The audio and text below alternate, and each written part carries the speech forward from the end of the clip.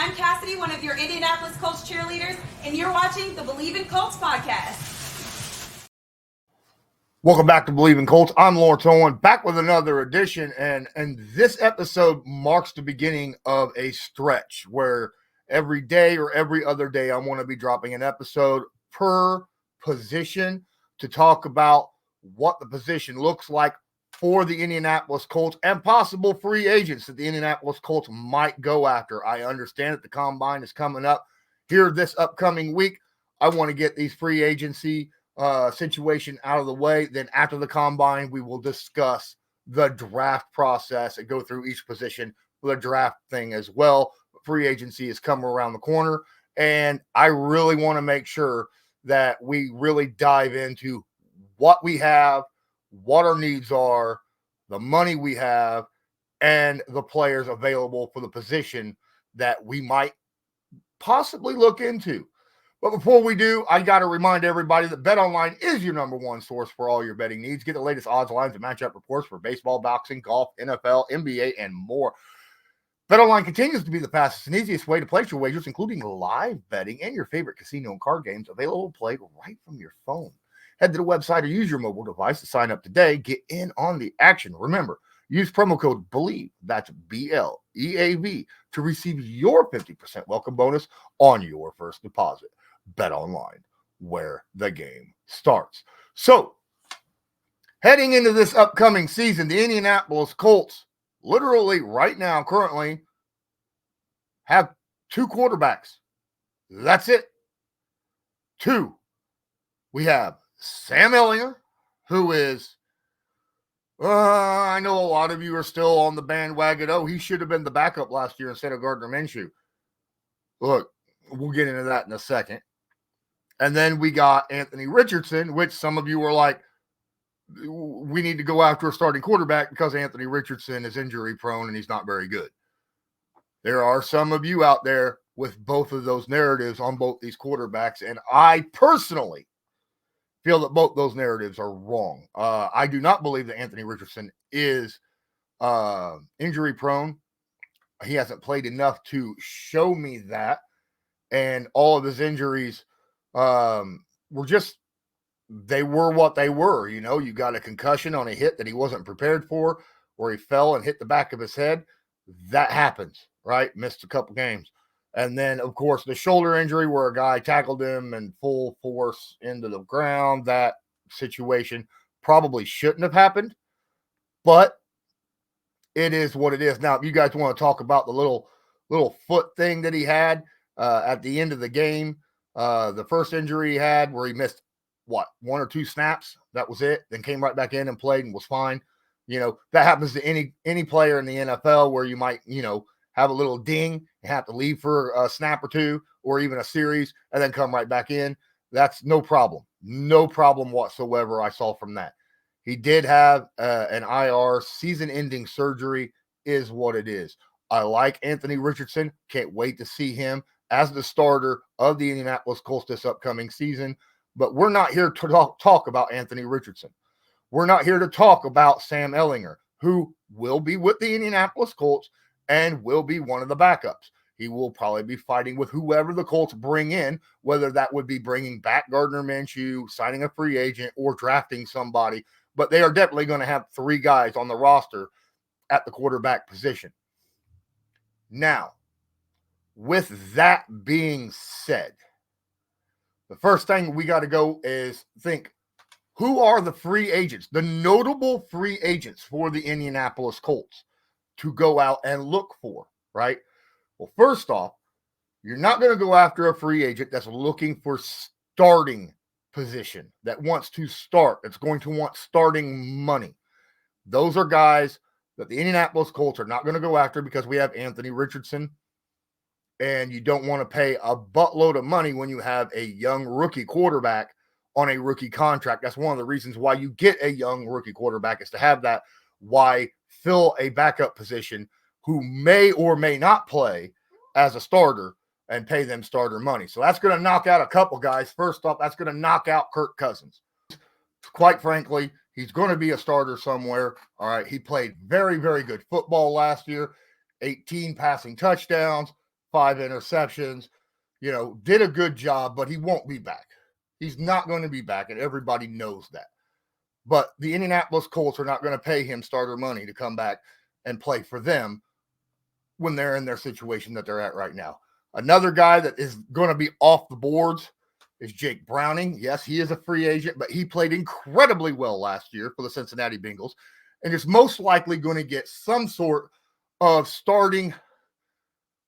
potential starting position somewhere, right? He's not going to sign a backup contract. He's probably he played very well, for the Cincinnati Bengals while Burrow was hurt.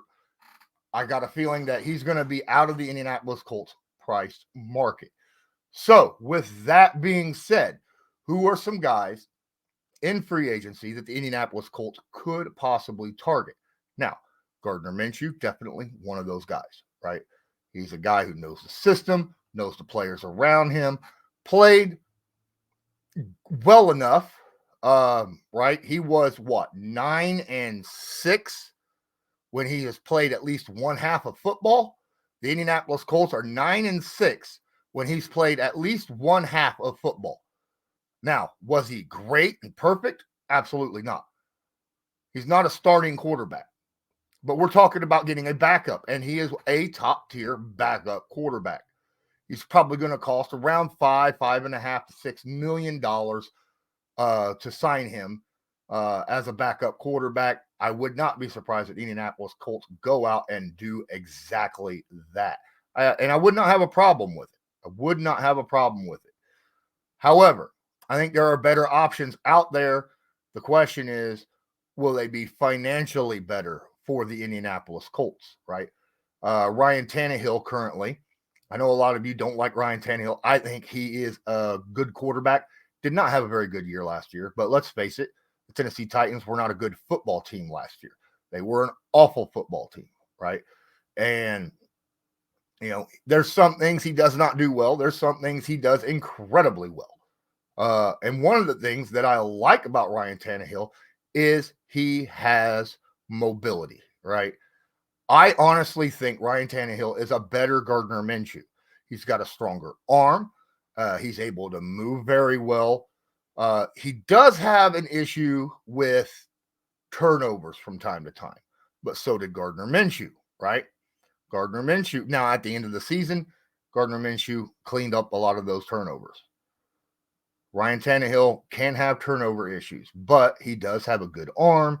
He sees the field very well. I think Ryan Tannehill would do a very, very good job in a Shane Steichen system. Another guy that I think, and quite frankly, right now his market value is right around Gardner Minshew. I know a lot of you are thinking, well, he was a starter and has been a starter for a long time. He's coming off a $30 million year, on his contract. He'll probably cost around $5 to $7 million, unless someone picks him up as a starter, and I doubt that's going to happen. Not with what he looked like last year, even with the fact that the Titans were just god awful across the board. Another guy, a lot of you I've been pounding the table for, 31-year-old Jacoby Brissett, the ex-Indianapolis Colt, who came in and filled the shoes of Andrew Luck, right? He did all right. He played pretty good. And Brissett, he had 3 games last year that he played, did not have any turnovers, had 3 passing touchdowns. Didn't play too shabby at all. But and he does have a cannon. Now, he is not as mobile, in my opinion, as Ryan Tannehill. He can move around, but he's more of a stiff mover. Okay. And yes, he does have a cannon for an arm, but he is very cautious with the football and does not like to take those deep shots. He prefers to be kind of a check down kind of guy, right? Ryan Tannehill would take those shots when they're presented. But Brissett is a safe guy. He's not going to turn the football over, but don't expect him to put the team on his back if and ever it is needed, right? He's not going to take those shots if and when it's needed to win a game. You find yourself down by 17 points in the second half.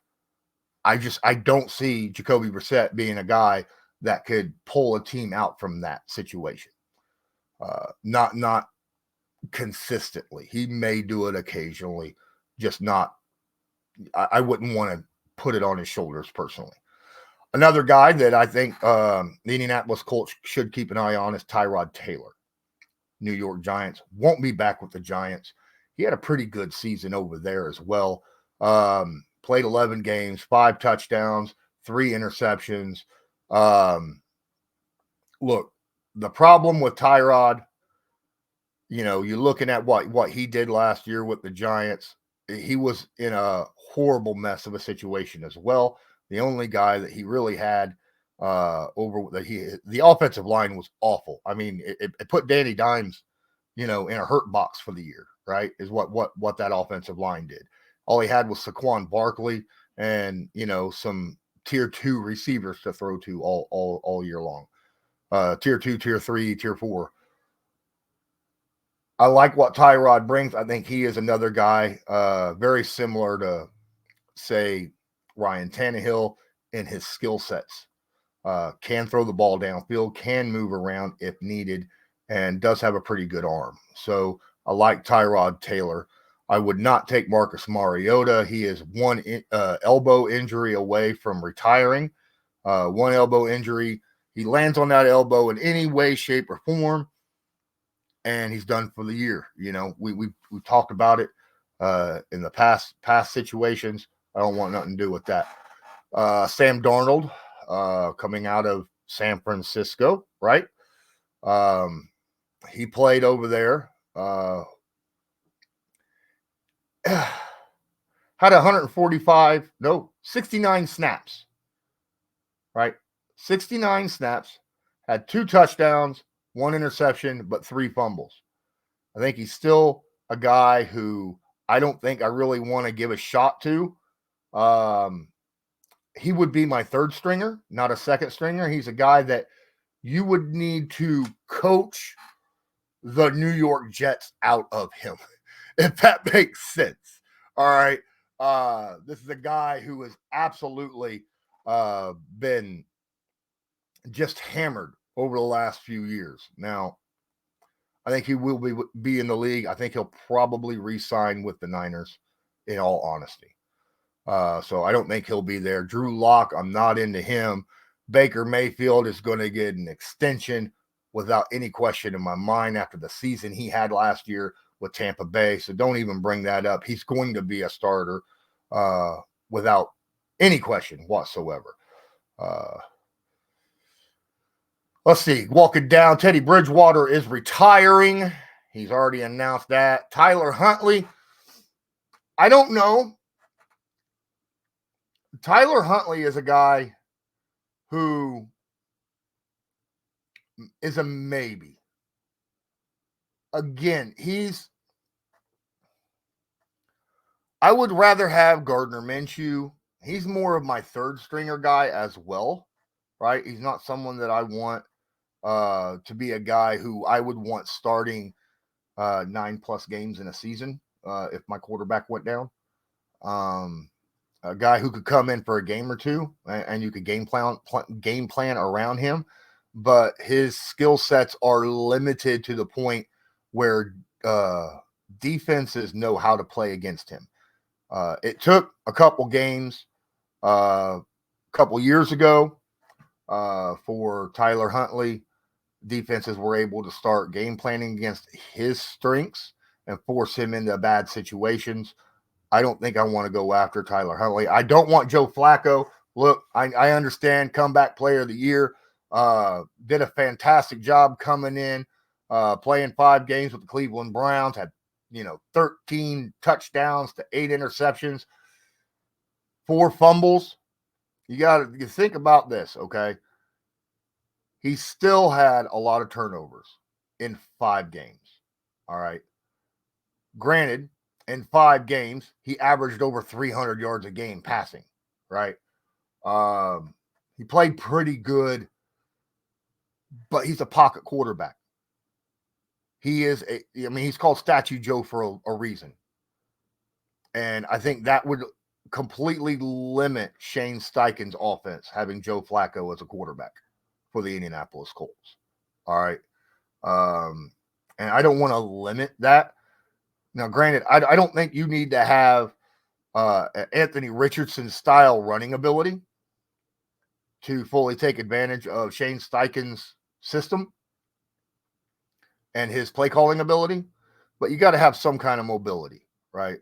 Gardner Minshew had a little bit of mobility. He was able to take a little bit of advantage of it, but you also need to have a cannon. You need to have a stronger arm than Gardner Minshew as well, because he likes, he's going to run plays where guys are going to run downfield every single play. Someone's running a stretch play. Someone's running a seam. Somebody's running a go route, right?